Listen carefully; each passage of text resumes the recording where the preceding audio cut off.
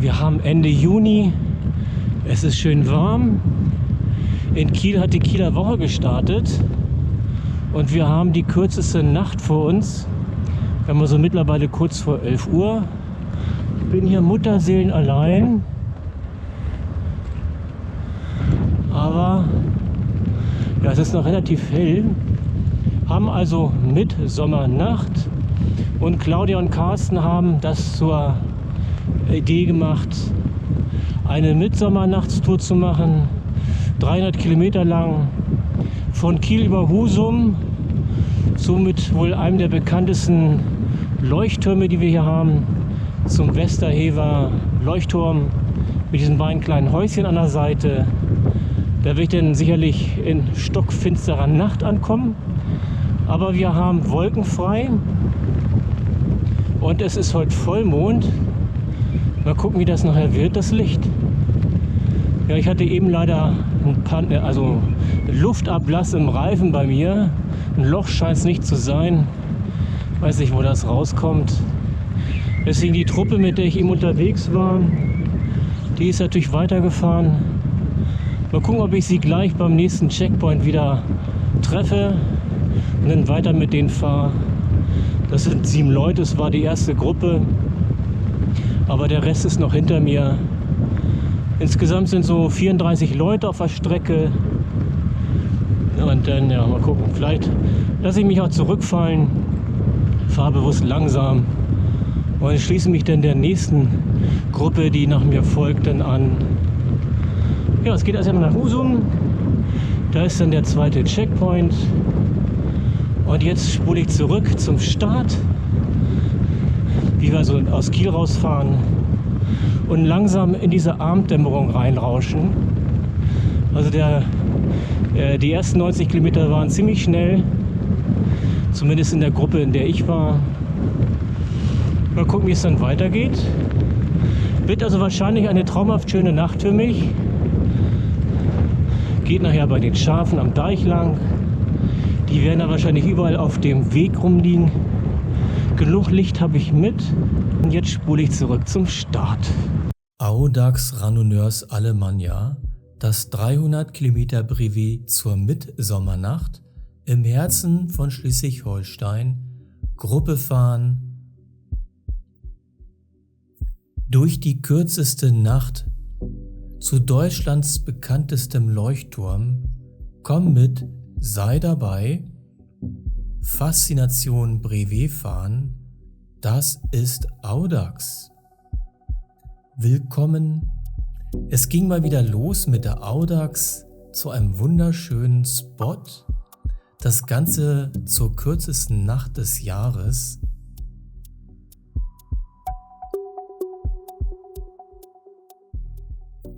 Start ist wieder in Kiel. Und es geht im ersten Track hoch an der Schlei vorbei nach Schleswig, dann rüber an die Nordsee nach Husum nach knapp 100 Kilometern und zu dem Hauptspot, dem Westerhever Leuchtturm, dann beim Eidersperrwerk entlang nach Heide, bevor wir dann ab Schenefeld am südlichsten Punkt wieder zurück nach Kiel fahren. Insgesamt ein bisschen über 300 Kilometer, relativ flach, knappe 1500 Höhenmeter gerade mal. So, das ist Zeit für einen 300er. So, in 1,5 Stunden Start hinfahren muss ich auch noch. Also mitkommen wieder an Technik. Handy zweimal als Backup für Navigation und für Anrufe. Dann 2 Frontlichter, das ist mehr so ein Filmlicht hier, das Riesending. Das kommt nachher so auf den Helm rauf, eine Helmlampe. Das sind auch Helmlampen. Hier habe ich noch 2 in der Tasche. Die kommen nachher auch noch mit, diese kleinen. Die kommen alle an den Helm ran, die kommt hinten ran. 2 Rücklichter fürs Rad. Die GoPro, die ich genannt habe, plus 2 Akkus. Reflexband, 2 habe ich schon an den Füßen. Die Brille natürlich zu essen. Naschi, Schokolade, eine Banane, Brötchen, 2 Scheiben Brot, ein bisschen Kuchen. Und dann Armlinge, Beinlinge, Handschuh, so ein Halsschal, aber ich glaube, den brauche ich nicht, plus was Dickeres. Und dann hier genau hinten ist noch mein Windbreaker dran in Signalfarbe. Der hängt dann hinten, dass man schnell rankommt. Ja, kurz zum Start hier Zinksalbe, selbst gemacht. ein bisschen Zinksalbe zum Mitnehmen und zum Reparieren, aufpumpen, notfalls Schlauch wechseln, Kette wechseln, das ist alles mit. Ja, und zu trinken halt noch die beiden großen.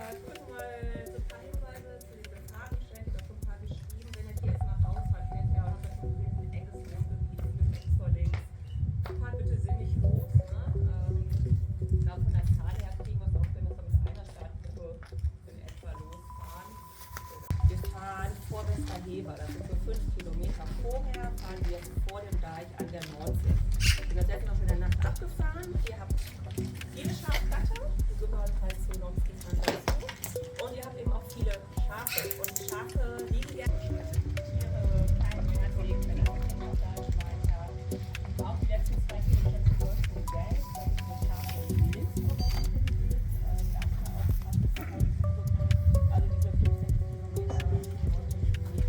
Wo haben wir denn die zweite Tür? Oder nehmen wir die? Nee, wir nehmen eine Hochbrücke bei. Altersdorf geht über die Hochbrücke. Und morgen geht es, wenn ihr hier seid, ab 7 gibt es für die, die möchten, noch ein Frühstück, einfach hinten im Garten durchkommen. Und ja, auch bis 5 Minuten Einlauf. Ich wünsche euch eine ganz, ganz tolle Fahrt. Vor allem, wenn man Ziesbecken natürlich auch, weil es eine neue Strecke ist. Und ich habe ja zu viele Schafe, zu wenig Schafe. Schöne Strecke, schlechte Strecke. Muss man was ich da nicht verbessern kann. Und ja, dann gute Fahrt und kommt bis wieder. Zwei, drei Sachen möchte ich noch mal kurz sagen. Ab Husum, das ist die letzte Verpflegungsmöglichkeit für 90 Kilometer, bevor der Leuchtturm kommt. Da solltet ihr euch gut eindecken. Und ja, wie Claudia jetzt schon sagte, kurz vom Leuchtturm, das ist 2 Kilometer vormerken, dort wird eine Gedenkfahrt für Klaus und Stefan stattfinden. Von Hamburg und von Schneekirchenhaus. Und da treffen wir uns dann in der Mitte in Parkstedt in der Nähe von Neumünster. Wir werden dann Verband fahren. Aber da gibt es noch Bescheid. Danke.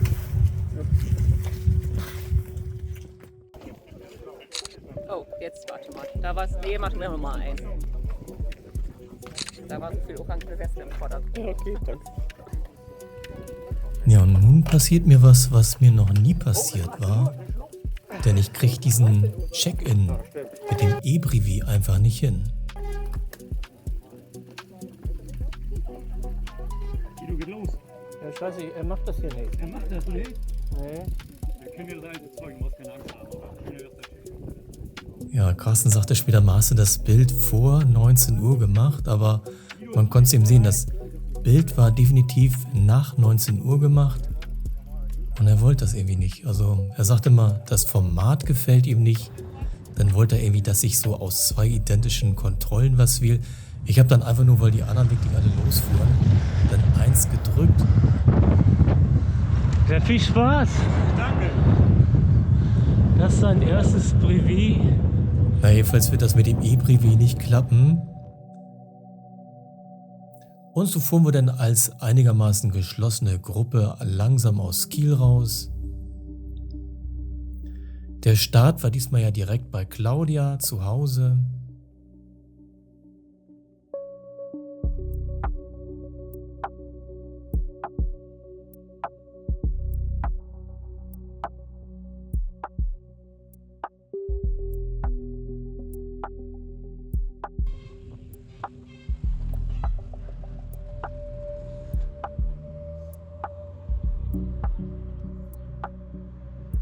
Mensch, wo kommt das denn her? Gerade eben bei dir rausgefallen. Oh, wo kommt das denn her? Meine Privé-Karte und mein ganzes Geld. Danke dir. Waren zwar nur 5 Euro, aber das ist Pommesgeld sozusagen. Na. Danke, danke, danke, ey.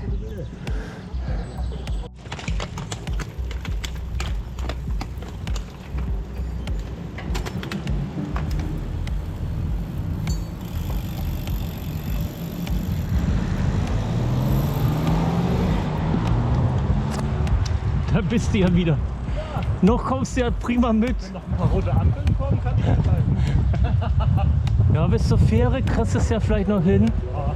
Aber ich sehe schon, da sind einige Heizer vorne mit bei. Also nochmal. Toi, toi, toi. Da kam einer mit Tourenrad an und fuhr sein allererstes Privé. hat er bestimmt eine gute Wahl getroffen, diesen 300er zu nehmen. Das im Sommer, wenn es schön warm ist. Und ich denke, er wird es schaffen. Also er ist auch EBREW gefahren.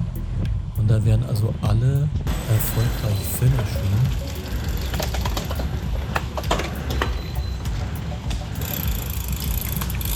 Und so geht es für uns weiter aus Kiel raus. So. Kette wieder rausgegangen. Ja, das passiert mir immer wieder mal. Ein bisschen ausgenubbelt wahrscheinlich die Kurbel, sodass ab und zu mal die Kette abfliegt. Aber allmählich kriege ich sie während der Fahrt wieder mit dem Fuß raufgefummelt.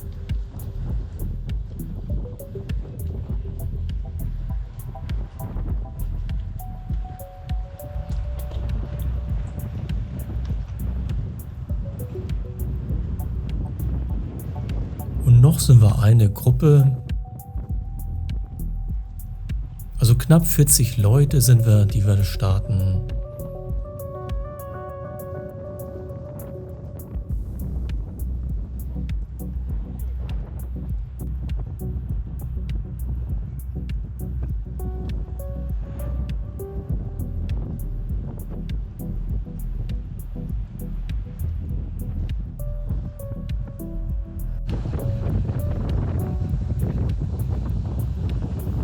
Und diese Pferde da, die sahen uns, dann starteten die gleich durch und liefen mit uns mit. Fand ich total goldig. So lang wie die Wiese war. Die kommen mitgelaufen.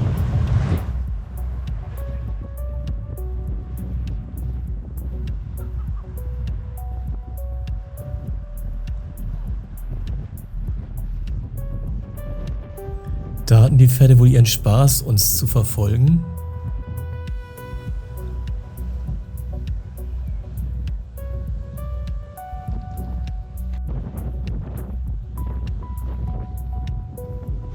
Nun sind wir in Landwehr.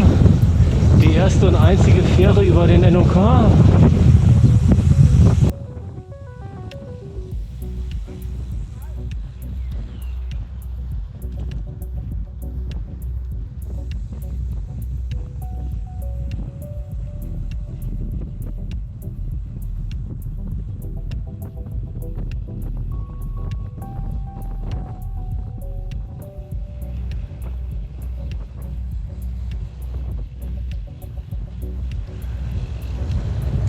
Ah, die kommt gerade.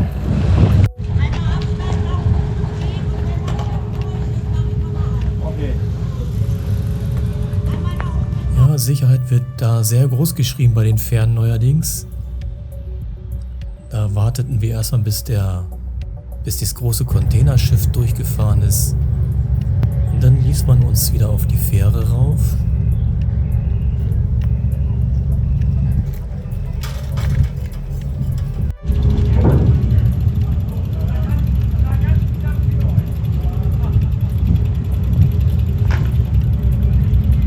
Da müssen wir ja alle irgendwo noch hin.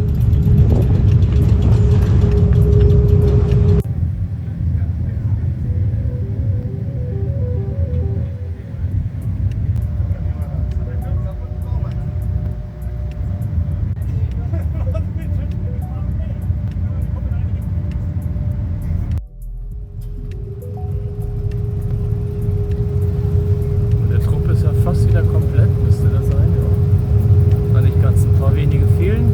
1, 2, 3, 4, 5, 6, 7, 8, 9, 10, 11, 12, 16 Leute.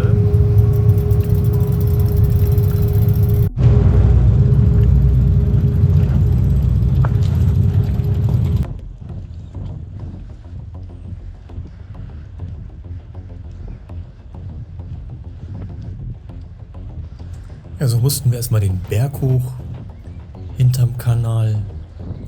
Sonne stand schon schön tief, also wir haben jetzt knapp 20 Uhr.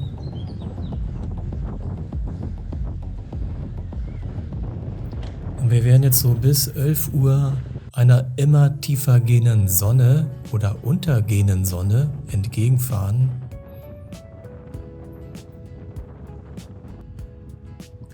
super sehen.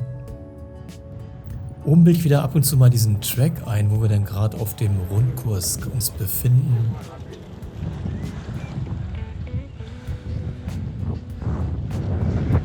Die kennen die Holperstrecke nicht.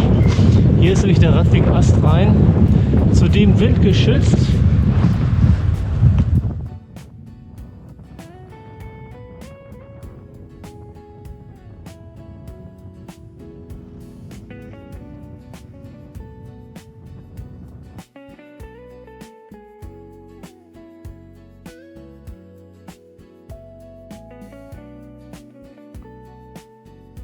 Und so fuhren dann die meisten auf dieser Holperstrecke. Sind also viele Schlaglöcher. Und da in der Gruppe lang zu kacheln, kann schon ein bisschen übel enden für den einen oder anderen, dass man da ein Schlagloch erwischt, was man nicht haben will. Und ein paar fahren dann halt auf diesen ganz neuen Fahrradweg, der schön geteert ist, schön geschwungen hinter einer Hecke. Aber Wind haben wir anfangs nicht, der kommt nachher ein bisschen später, wenn wir Richtung Nordsee kommen.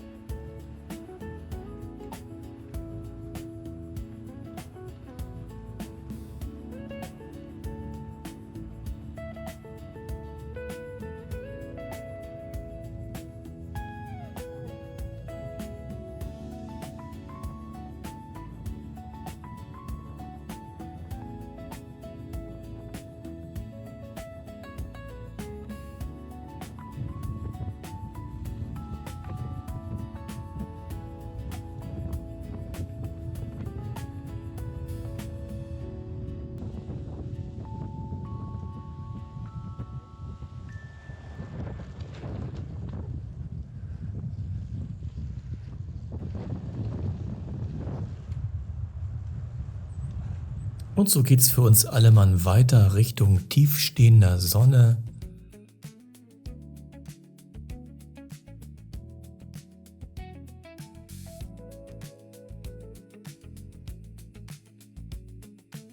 Wir haben ja jetzt Ende Juni. Es ist hervorragend warm. Ich habe mir so ein Vlies mitgenommen, falls man in der Nacht dann doch vielleicht friert, aber weder Vlies noch dieses Halstuch werde ich brauchen. Also es wird wunderbar warm bleiben in der Nacht. Wie man auch sieht, die Windmühlen stehen.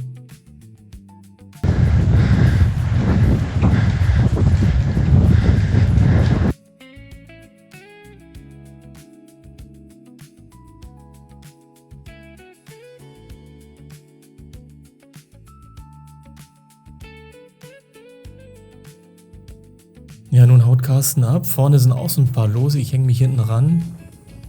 Und das wird jetzt wieder ein Wechsel sein, dass wir jetzt eine kleinere Gruppe werden. Jetzt sind wir so 7, 8 Leute. Und wir werden zusammenbleiben bis zum Schluss. Wir werden nachher sehen, dass wir viele, viele Gatter haben und am Deich nicht schnell fahren können. Aber wir werden trotzdem einen Schnitt von knapp unter 30 halten können. Also 29, irgendwas ist der Schnitt in Bewegung. Trotz dieser ganzen Hindernisse nachher an der Nordsee. Und es geht wieder runter. Ja, das sind die Hüttener Berge oder die Randbereiche der Hüttener Berge. Da haben wir noch richtig Profil.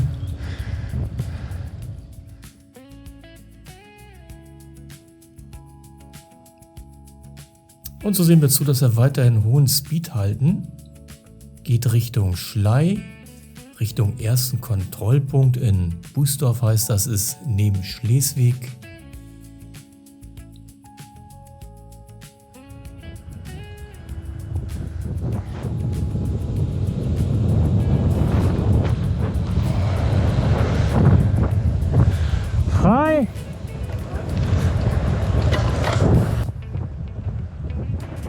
Und so geht's an schönen, ruhigen Landstraßen entlang, gesäumt von Hecken. Oh Gott, wie schön.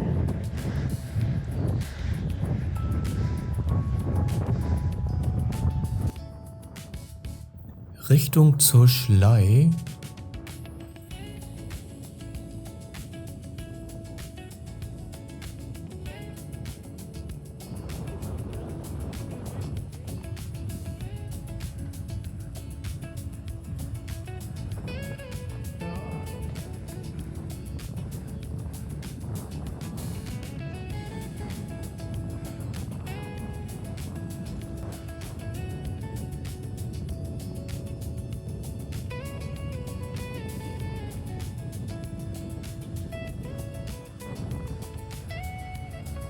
Sonne wird jetzt immer tiefer und tiefer. Wir sind auch schon kurz vor Busdorf jetzt.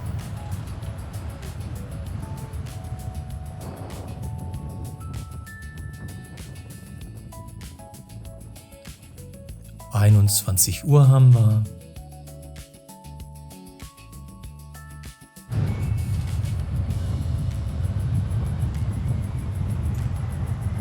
Und immer entgegen der Sonne. Einfach fantastisch, so dieser Sonne entgegenzufahren. Genau die richtige Richtung von dem Kreis, den wir fahren. Also am Abend in Richtung in die Sonne rein.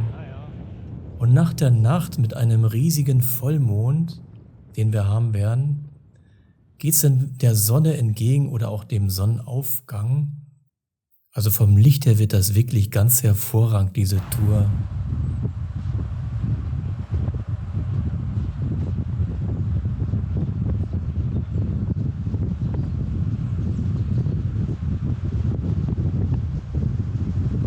Das ist jetzt hier Höhe Schlei oder Schlei-Austräufer am Ende bei Heiterbu, diesem bekannten Wikingerort, den man als Freilichtmuseum besuchen kann.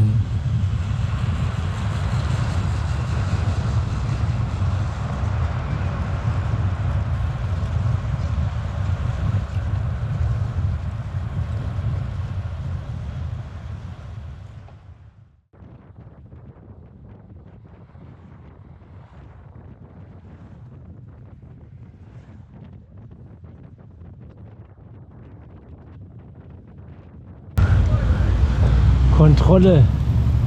Erste Kontrolle. Die wollten schon vorbeifahren, die anderen.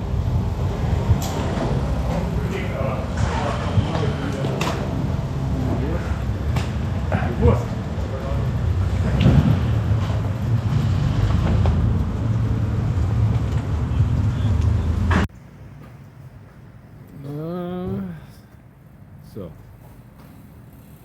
Also schnell ein Foto machen lassen. Einmal sollen wir ja während der gesamten Fahrt immer ein Foto mit Fahrer und Rad machen. Es geht dann so ein bisschen quer rüber, aber ne? Ja, ist egal. Und die Uhrzeit, wann wir jetzt gerade sind. Mhm. Wo haben wir jetzt? 21:21 Uhr. Ist das so schwierig? Na, ich hatte längere Zeit bei dem E-Brevet rumprobiert, aber das hat halt einfach nicht geklappt. Ich werde mal ein extra kurzes Video einstellen, wo man mal so genau sieht, wie das dann auf dem E-Brevet aussah, weil ich kann mir nicht erklären, was jetzt das Problem war.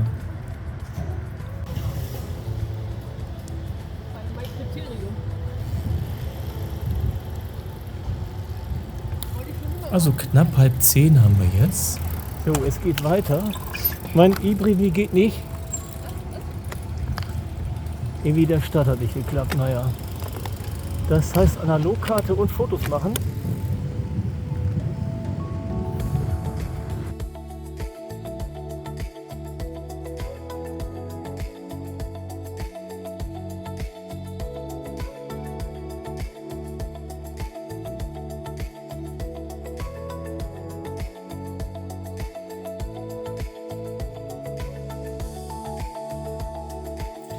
Danke fürs Zuschauen. Bis zum nächsten Teil.